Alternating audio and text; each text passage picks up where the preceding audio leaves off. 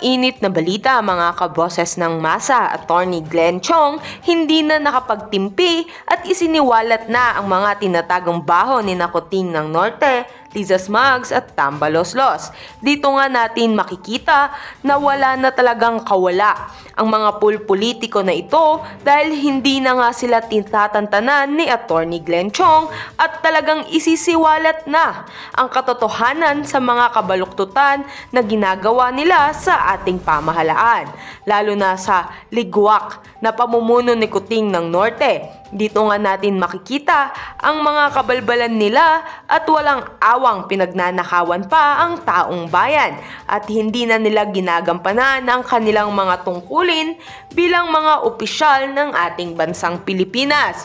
At heto nga, panoorin natin ang buong detalye. By the way, this is Boses ng Masa at kung bago ka pa lamang sa aking channel ay mag-subscribe ka na!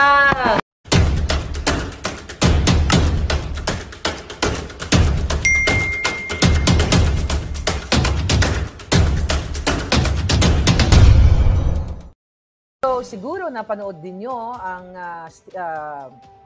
statement or speech ni Attorney Glenn Chong doon sa Davao Rally kahapon.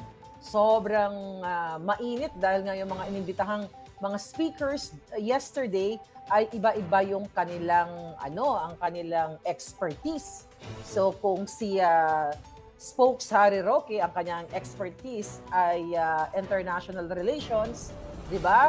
Ang kay Attorney Glenn Chong naman ay electoral reforms. Kaya naman, isiniwalat niya doon ang kanyang nalalaman laban dito sa ating vangag na presidente. Alright, si Ferman Raga, okay, si Alex Tiguran, okay, I'm so slang today, ha?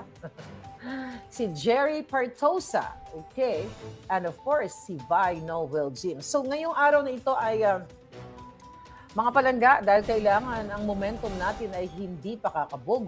Tatanungin natin si Attorney Glenn Chong, paano ba ang ang vibes o ambience doon sa Davao Rally behind the scene? Kasi, syempre, hindi natin nakikita yung mga dramatization, yung mga eksena sa likod ng camera, di ba? Yung mga behind the scenes nga. And si Garen Mijares, alright, Garen, how are you, my love? Okay, si Alex, si GV. Okay, so, aalamin natin kay Attorney Glenn Chong at bigyan natin sa ng kalinawan on the lawyer's perspective. Okay, dahil alam niyo naman, pagdating naman sa debatihan at sa pagiging abogado, wala namang isa yan sa pinaka magaling natin na ipambato ay ang aking Attorney Glenn Chong na patuloy na lumalaban sa kasinungalingan ni Jahas. Eto na siya. Welcome to my channel again, Attorney Glenn Chong. Hi, how are you? Hello, Ate Claire. I'm good, and I was listening sa iyo kanina and wow. You superbly explain it all from the medical perspective. Of course, I defer to you kasi ikaw yung medical professional, hindi naman ako. But I'm very amazed at your explanation and I suppose marami ang naliwanagan sa ating mga kababayan. Thank you for that. Thank you for having me in your channel at mga kababayan. Thank you for joining us ni Ate Claire. Marami tayong pag-uusapan ngayon, including the negative button. The negative button. So, isusulat ko yung negative button na yan later. Okay, pag-usapan natin yan. Pero tika muna, are you back? Nasa Davao ka pa ba? Or nasa ano ka? You're back na? No, I just arrived back. I just arrived back in my base, in my new base. In your new Bago base. na yung base ko. Home sweet home. Wow, grabe. Attorney Glenn Chong, talagang nakita ko doon kahapon at updated ako real time sa pangyayari doon. So, nung, nalaman mo yung event doon sa Davao, nagdalawang isip ka ba para pumunta doon or what? Nung nalaman mo na you're invited, ano yung pumasok agad sa isipan mo na para mag-participate doon sa rally na iyon? Actually, Ate Claire, mga kababayan, the invitation came a day or two after na nag-live tayong dalawa. Yung last na live natin, I suppose they are also listening to you at sa atin, sa iyo, especially sa channel mo, because ako hindi na ako nagla-live ng personal ko kasi alam ko naman nililimit ako eh. So I would rather answer questions from other people. Hindi naman ako tulad ni Ngitbo. Ngitbo ang tawag kong bago sa kanya eh. Kasi ang tawag ni Ngitbo. Bongnet. Si Ngitbo. Oh, Bonget. Actually, ang tawag ni Lisa kay Bobong Marcos, Bonget. Eh, binaligtad ko na lang Ngitbo. Oh, so, hindi ako tulad ni Ngitbo. Ngitbo. Oh, hindi ako tulad ni Ngitbo na kailangang maghanda. Hindi yan makakapagsagot sa tanong na hindi preparado. So, in other words, yung sagot niya doon kanina, sa tanong ng mga reporters tungkol sa paratang ni President Rodrigo Duterte, pinaghandaan yun. So, pag-usapan natin yun. Pag-usapan natin. Pero kahit pinaghandaan pa rin, butas-butasin pa rin natin. Kasi butas-butas din man talaga yung logic at reasoning nila. So, nung in-interview nyo ako, magkasama tayo noon at that time, a day or 2 days later, they called me up and then sabi nila, pwede ka bang pumunta dito sa Davao? We have a leaders forum. It's about hindi ko lang pangalanan kung sino yung nag-imbita sa akin, but this is a very very respected person. Nasa inner circle talaga siya ni President Duterte. I think I met him before. Hindi ko lang hindi ko lang siya pwedeng pangalanan because wala akong authority galing sa kanya. Pero when he called up, nag-usap kami. And then, of course, hindi ako nagdalawang isip. Sabi ko, sir, I will go. And sabi niya, sige, we will provide you with tickets, accommodation, and everything. Sabi ko lang, isa lang ang hihingin ko po sa inyo. I'll bring my own trusted personal aid, yung security ko. Kasi, alam niyo naman, baka mag-gurgur ako niyang kalaban. Sabi niya, sige, walang problema. So, at tinanong ko siya, sir, ano bang sasabihin ko doon? Sabi niya, well, you do what you do best. So, alam ko na kung anong ibig sabihin. You do what you do best. So, i-booking ko kung sino ang nagpapatakbo ng gobyernong ito. Wala nang ibang-iba, kundi si Lisa Ahas Marcos. Pero yung gusto ko malaman, kasi syempre tayo ay supporter ni Budol, di ba? Ni Ngitbo. At saka ni Lisa Smalls. Na tayo mga supporter. So, gusto kong, kasi ako hindi, naimbita ako dati sa Malacanang, pero ibang, But anyway, forget about it. So, paano ka tinatanggap ng mga supporters doon? Kumbaga, gusto kong makita, kasi behind the scene, kung ano yung vibes ng mga tao na nandoon. Kumbaga, lahat, whether sila ay mga politiko or just the leaders from different sectors. So, ano yung napansin mo, Attorney Glenn?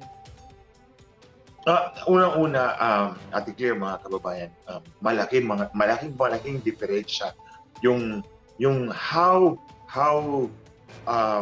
the organizers treated me, paano nila ako inalagaan, kumpara doon sa panahon when I was with the Marcoses. 6 na taon po akong nagsilbi sa kanila. Walang bayad yun, gratis at amore yun.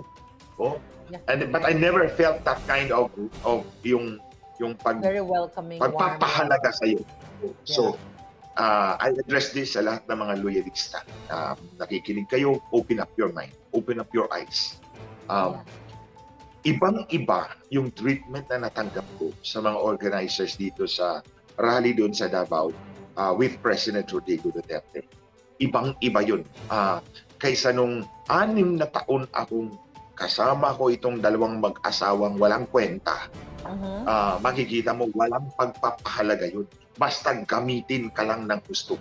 Gagamitin ka to the max. Ito iba. Hindi pa nga ako nakapagsalita eh. Hindi pa ako nakapagsalita. Pagdating ko doon, hindi ko lang didetalihin. They ensured that I will be secure. They ensured that I will be secure from the airport to the hotel to the venue and back to where I'm based now. So, kampante ako dahil I'm sure hindi ako magugurgur ng mga kalaban. I'm secure, I'm comfortable. So, ang sabi ko rin, doon pa lang sa airport pa lang nakita ko na yun on the way back, on the way to the hotel. And especially doon sa hotel, pinaramdam nila sa akin na you are our equal. Hindi ka second-class citizen. Wow. mahalaga ka. So kaya diba, that's what I told you the night before na sinabi ko sa'yo, Ate Claire, ibang-iba yung treatment na natanggap ko rito. Considering na this is my first time na makahalubilo ko sila. And then the next morning, hinatid ako dun sa venue, of course, with my security. And then doon, nakita kami for the first time ni Attorney Vic Rodriguez. Was it na pala? And then, of course, kakaibiganin ko rin yun. Kasi kakampi natin. well, he's really friendly. Of course, kilala ko naman. He's really the same guy as I know him before. So, of course, nandun si Congressman Sid Ungam. Nakasama ko itong congressman noong 2007-2010. So, actually, komportable ako doon. Nandun sila, Miss Lorraine Badoy, si Eric, and then, of course, si Manong June Ibasco. I think yun yung sinasabi ko kanina. That's how mga Bisaya ba to take care their friends, their people, evil people na random, no, 'di ba? Ate Claire, hindi ko naman kino-compare yung mga Ilocano with the Bisaya. Iba naman tayo actually. So siyempre I was with my fellow Bisdak, mga Bisayang dag ko. So I'm comfortable. Of course, maganda yung reception sa amin doon. And then pagdating ko doon sa venue, of course, marami namang kilala sa akin. And then, of course, ikaw, meron ako doong nakausap na isang barangay captain. Sinabi niya sa akin, parating mo to kay Maharlika. Palagi ako nanonood sa kanya, sa inyo. So, pinarating ko yun sa inyo. Marami actually doon are actually following you. And they believe you. Thank you. May nag-comment kanina dyan na taga Davao, nagkita daw kayo. Comment ka nga uli palangga na wala yung message mo. Baka siya yun. But anyway, shout out doon kay Barangay Captain. So, going back. Barangay official siya. Yung nandun sa venue, actually, andun sa conference hall, I estimate about 2,000 people. Pero hindi yun ordinary people lang. Mga leaders yun. Leaders yun from across the country. May nakausap ako from Tarlac, may from Pangasinan, may from Nueva Ecija, may Samar, may Leyte, may Cebu, may Masbate. So I know that they all come from different parts of the country. Tapos, mga kababayan, gastos po nila yung personal. Personal po nilang gastos yun. Hindi po sila ginastosan ng organizers kasi hindi naman kayang gagastos sa 2,000. Wala po sila sa gobyerno. Hindi po natin hawak ang Bureau of the Treasury na tulad ni Marcos at ni Kuting at ni Ahas, ni Ngitbo. So, wala po sila. So, yung pumunta po doon sa rally na yun, it's out of love for our country, out of love for President Rodrigo Duterte. Sacrifice po yun ng mga leaders. Actually, meron pa nga ako mga kasama doon, mga high-end members of society. Pagdating doon sa hotel, naka-high heels pa sila. Tapos, nagpalit sila ng kanilang mga... Nag-sneakers sila. Kasi, ang sabi na mag-sneakers tayo lahat kasi hindi pwede yung mga high heels natin kasi pupunta pa tayo doon sa prayer vigil, sa rally. So, parang bumalik sila sa kanilang mga rooms, nagpalit sila ng kanilang sneakers. And I was amazed. Parang masarap, baka masarap ko silang kaibiganin kasi ganyan ako. Kapag ako'y nagrampa-rampa, di ba? Narampa-rampa ako, naka-high heels ako, may baon akong flat. Rampa-rampa, bata. I remember sa Beverly Hills. Nagpalit ka pa ng flaps. I remember that. Of course, they are well-to-do members of society. And then, bumalik nga sila sa hotel rooms nila, nagpalit sila ng sneakers, iba-iba namang klaseng sneakers nila, pero walang tatalo sa sneakers. I mean, yung flaps mo, ng kapal-kapal, walang gano'n. Walang gano'n. Kasi brother, I found out that they were all actually leaders. Mga leaders sila. No, may singit ko lang. Yung sa akin kasi yung mataas kong 6-inch, kasama na weapon doon, pwede nang mangbukbuk. Anyway, so balik tayo. Pantadyak, Ate Claire, pantadyak kay negative. Kay negative, But anyway, so si Senator tuloy, baka maging Senator nga siya, si Smokes Harry Roque. So, di ba, napakaganda din mga explanation niya. So, ayoko nang isa-isa dahil napakinggan na rin yun ng mga palangga natin. Ang gusto ko lang tanungin sa'yo dahil for sure, first time mo na-meet yung Duterte family, like sila Pulong at saka sila Baste. So, di ba, unang nagsalita si Pulong kasi more on controversial din yung kanyang mga binitawang statement. So, nung nasa Actually, state, ang naunang nagsalita, Ate Claire, was si VP, Inday Sara. Siya yung nauna actually. Yung Hindi, tatlong doon sa message niya, hotel. remember? Nung nasa hotel muna. Sa hotel. Sa hotel. Si Kasi Mayor tinutukan ko Basti kayo, lang ang si Mayor Basti ang nagsalita Si doon, Mayor di ba? Basti lang ang nagsalita doon. Yes, that was the Oo, time yun na he called for the resignation of Marcos Jr. Yes. So ano yung nung nagsasalta siya sa entablado, na nakikita mo talaga na coming from the heart, yung mga sinasabi niya, yung Yes. frustration niya, impromptu, Yung frustrations niya. Oo, frustrations niya. So, nung tinitignan mo siya sa stage, habang nagsasalta siya, at of course, you observe the audience, ano yung napansin mo? Actually, the audience was very attentive sa kanyang sinabi. They were responsive sa kanyang sinabi. Di ba, sabi niya, after this, magtatago na ako doon sa Indonesia, sa sa Sabah or Malaysia. Indonesia. Yeah, sa Indonesia. May nag-react Asylum, doon sa political likod. asylum daw. Yeah, tayong dalawa ha. Then afterwards, dumami na. Actually, I can feel that from galing sa puso niya. To quote the Vice President, si Inday Sara, brotherly love. That was Yeah. out of brotherly love. They were concerned for their sister. Now, sa totoo lang naman mga kababayan, Inday Sara does not deserve. It does not deserve itong mga atake ng mga tao ni, well, of course, prangkahin natin, ni Lita at ni Romualdez, ni Martin Romualdez, ni Lisa Araneta Marcos at ni Martin Romualdez, because wala silang ibang iniisip kundi yung focus, singular focus nila na makuha nila yung tatlong termino kung hindi man madaan sa putang inang initiative na yan o people's politicians initiative or pwede rin sabihin natin putang inang initiative so kung hindi man nila madaan doon kung hindi man nila madaan doon din balik sila doon sa 6 years kay Kuting, 6 years kay Tambaloslos, and then 6 years doon sa anak. So in power si Ahas for 18 long years. I know, kasi yan. Alam naman natin yan. Actually, this August 2022 pa lang, di ba? Alam na natin yan na yun yung plano. Nag-uusap tayo kahit behind the scene, di ba? So alam natin dalawa yan at sinishare ko nga sa ating mga palangga. And so mararamdaman mo talaga yung sincerity nito at ni Baste, ni Mayor Baste. No, he was actually speaking from his heart na yun nga, parang nasaktan natin talaga siya doon sa the unfair treatment that his sister, the Vice President, was receiving from these people who are supposed to be kaalyado. That's the problem eh. Nagbabalat kayo itong mga taong ito na kaalyado nila. Nagbabalat kayo sila na kaibigan nila. But in fact, they are actually destroying her because hurting her, yeah. Wala naman talaga, mga kababayan, wala naman talaga sa equation si Inday Sara when they started it all. Ang sa kanila lang is atin lang to. Ginamit lang nila si Inday Sara. I'm very sorry to say that. Ginamit lang nila si Inday Sara.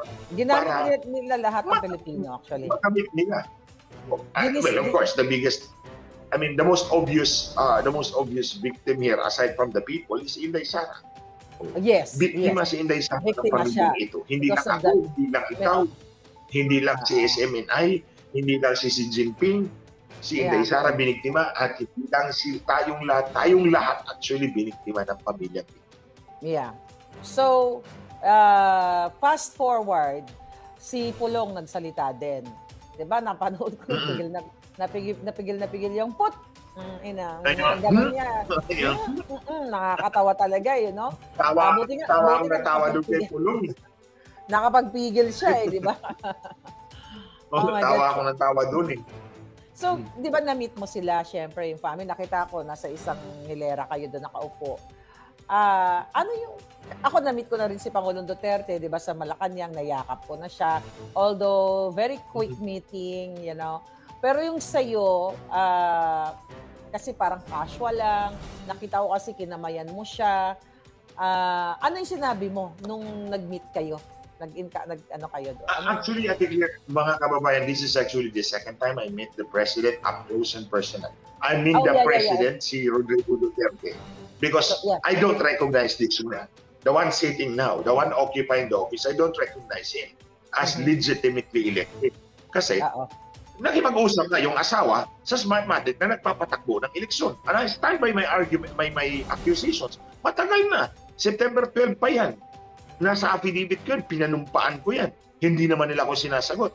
Buti ngayon, sinagot na niya si President Duterte sa issue ng drug Polvorong. addiction. Yeah. Pero itong issue na to, na nag-usap kayo ng Smartmatic at minaniobra niyo yung eleksyon, and I will make this clear again and again, hindi kasama si Inday Sara sa equation niya ni Lisa Marcos. Yeah. Kasi galit na galit si Lisa Marcos kay President Duterte. Hindi ko lang masabi kahapon because I was also mindful na hindi naman ako ang star to. Hindi naman ako ang star doon. Ang star doon, si President Rodrigo Duterte. Yes. I know that. I know my place. Naramdaman ko yun. Although, oo, Teka muna. Ate Kim, mga kababayan, Go ahead. Sige lang. although, nauna si Inday Sara, tapos si Congressman Pulong, tapos si Mayor Baste, tapos si Smokes Harry Roque, tapos ako, tapos si Presidente na. Oo. So, pakumbaga, ako yung nauna kay Presidente.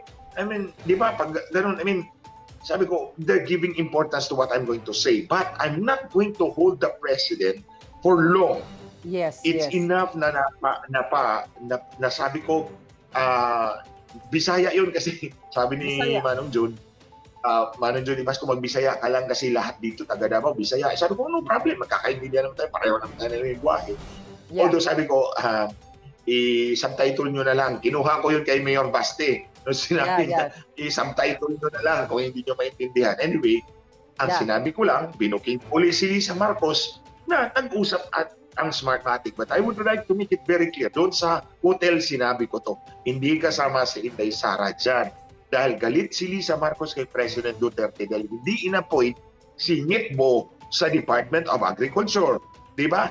Kinausap ka, Ate Claire, ikampanya siya. Ako, kinausap din na kay kampanya si Ngitbo na gawing secretary ni President Duterte sa Department of Agriculture.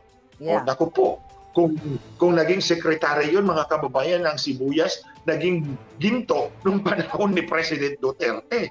Naku po, madamay pa si Pangulong Duterte doon. And that was a wise choice na hindi niya in-appoint. Nanindigan si President Duterte doon. Siguro nga, kaya hindi na-appoint, kaya hindi siguro. Alam natin, kasi alam ni Pangulong Duterte na nasa narco list na siya. Yun yung reason. Tayo, wala pa tayong alam nung time na yun, nakasama pala sa Pideya. At least, you know what? Si President Duterte is very consistent. Inside and out. Kasi, kahit siya lang ang may alam, hindi naman natin alam na nasa narco list pala si Ngitbo. Si Presidente alam na niya because he has access to all information. So, alam niya, hindi niya na-point. Pero there's nothing that would prevent President Duterte from appointing him. Kasi siya lang ang nakakaalam nun eh. Diba, mga kababayan? Si President Duterte lang ang nakakaalam na itong mamang ito, si Ngitbo, nasa drug list, nasa drug personality list ng PDEA. So hindi niya in-appoint. Pwede naman niyang i-appoint kasi walang nakakaalam na iba. But that's when you see President Duterte's consistency to himself and to everybody else. Hindi ko to i-appoint kasi nasa narcolist to. Kahit ako lang ang nakakaalam, hindi ko talaga i-appoint to.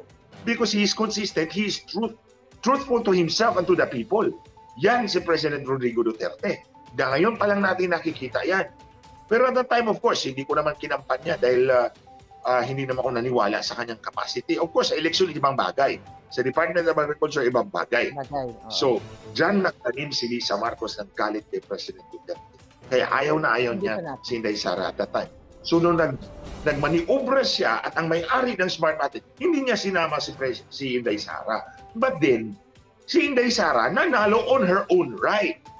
Yes. Yung 32 million ni Inday Sara, kanya talaga yan. Itong kay Bong Ngitbo, doctored yan. That's as far as I understand. Oh. So, doctored yan. So, So yun nga, habang napapanood ko nung nasa stage yung nasa stage na si Pangulong Duterte, nanonood kami dito sa bahay. Kumbaga papunta na siya doon na sinabi niya na parang iyo yan, di ba? Kumbaga yung parang intro niya na ikaw, tama ba? Yung ikaw, Mr. President, hindi, in-address pa kanya si Lisa na Ma'am Lisa, di ba? Na hindi ko kayo hindi ko kayo inaatake, di ba? May Kalaban. ganun siya. Oo. Kalaban. So, Ate Claire, Nara- sige. naramdaman mo ba noon na papunta na siya dun sa Polvoron? I mean, habang nakaupo ka, kasi ako naramdaman ko eh. I'll go back muna doon sa unang tanong mo, hindi ako actually nasagot. Yung reaction, while I was talking there, di ba? I was talking there, ang tiningnan ko talaga, nakafocus talaga ko kay President Duterte. Doon talaga ako nakafocus sa kanya. So, although tinitingnan ko yung iba, because you have to maintain eye contact with your audience whenever you speak. That's basic in public speaking. Pag nagsasalita ka in public, you have to maintain eye contact with the people. Pero si President Duterte talaga ang tiningnan ko, and he was listening intently. Far from the insinuation of Marcos Jr. kanina na sinabi niya na epekto ng fentanyl. No, Marcos Jr., mali ka. I was there in front. He was listening attentively. In fact, nung sinabi ko na 6 kaming technical guys, 2 mag-asawa, 8 kami nagdi-dinner. Sa 8 tao na yan, 2 lang ang si ako at si Lisa. Ang sinabi ko, sir, forgive me. Tumango siya, ngumiti siya. So I know he was listening. And then, nung natapos na ako, actually, nag-attempt siyang tumayo. Nag-attempt siyang tumayo. Of course, because it's courtesy to shake the hands of the speaker. That's not, yun talaga yun. So, nag-attempt siyang tumayo. You know, President Duterte is 79. Sabi niya 80 na raw siya. Kasi hindi pwede yung 79. Round off niya. He's the same age as my father. He's the same age as my father. Parang tingin ko, my dad was listening to me there. Doon sa baba ng entablado. That was what I was thinking. This is the President of the Philippines. He's like my father. He's the same age as my father. When he attempted to rise up, nagmadali akong bumaba because I didn't want him to stand up. Kasi gusto niyang tumayo kasi kakamayan ako. Nagmadali akong bumaba, and I would like to apologize publicly kay Senator Bongo. Hindi ko na siya na-notice. He was seated actually dito to the right of President Duterte. Nandun si Senator Bongo, and I apologize, sir. Senator, sorry, hindi na kita because nakafocus ako dun kay President Duterte. Then, kinamayan niya ako. Sinabi niya, thank you. Sir, nagkita na tayo before. Pinalahanan ko siya. Sir, nagkita na tayo before sa Malacanang when you're president. Nung pinatay yung personal aid ko at tinulungan mo ako, and sabi ko sa kanya, I will never forget that. Sabi ko sa kanya, ako nagtatanaw talaga ko ng utang na loob. Kaya pinalahanan ko siya, sir, nagkita na po tayo nung Pangulo kayo. Nung pinatay yung personal aid ko, nagkita po tayo dun sa Malacanang at tinulungan mo ako. And I will never forget that, Mr. President. Sabi niya, okay, thank you. So then, diretso na ako doon na kay Mayor Pastina, pinapunta na ako kay Congressman Polong, and then si Harry Roque, and then down the line doon sa dulo. And then, hindi na ako lumingon dito kay Senator Bongo. I apologize for that. At kay Sal Panelo, Secretary Sal Panelo, he was there also. I know that. I apologize to both gentlemen.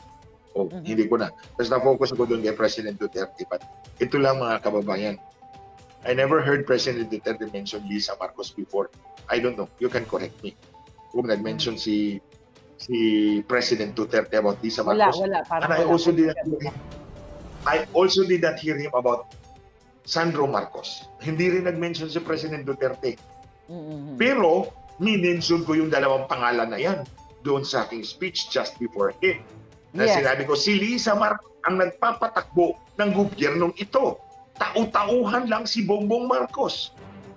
Now, we are treated to the spectacle of a person who did not file a certificate of candidacy but is effectively controlling the presidency. I think pumatak yun sa isipan ni President Duterte. He knows that he's a prosecutor, he's a lawyer. And then, Sandro Marcos, sinabi ko, nakafocus siya doon, gusto niyang gawing ang anak niya si Sandro Marcos na presidente ng Pilipinas. Minention din ni Presidente yun. So that was proof that the President Duterte, klaruhin natin mga kababayan, was in full possession of his faculties, his brain.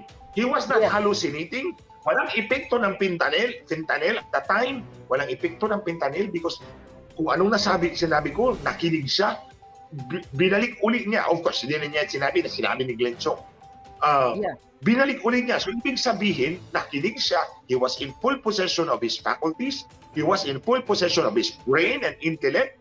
Walang epekto ng fentanyl at the time, Mr. Marcos, when President Duterte directly accused you of being a drug addict. May polvoronic. So, well, may vlog na nga ako kanina tungkol dyan. Well, in your perspective as a lawyer and a logical thinker, habang nagsasalita,